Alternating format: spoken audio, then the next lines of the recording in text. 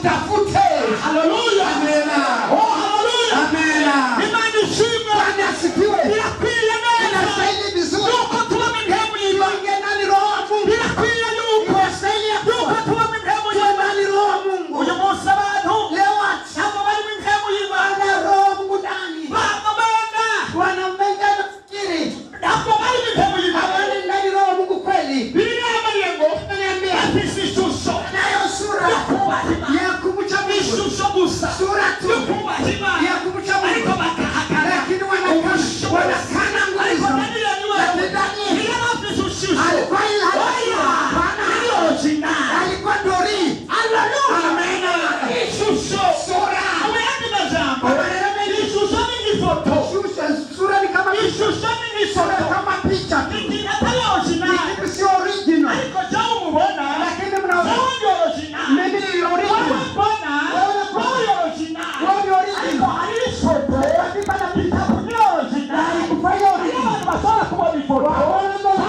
Akasema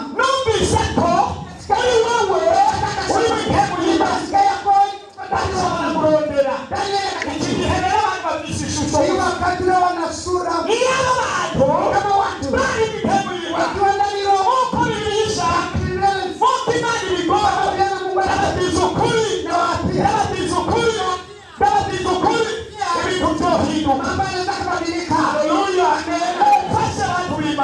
umuntu wese ari hano ashake ko yoba mihemu y'Imana ndani roho yoba mihemu y'Imana kugira ngo abone ili atamsoro hari mihemu y'Imana iko ndani roho asobanura ibyasobanura anatafsiri yalishindikana.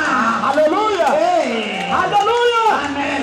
Yenyewe amesema kabisa mihemu y'Imana tuko na asobanura ibyaga ya bakuru tafsiri asobanura ibyaga ya bazi yenyewe asobanura ibyaga ya banyabwenge kana wenyewe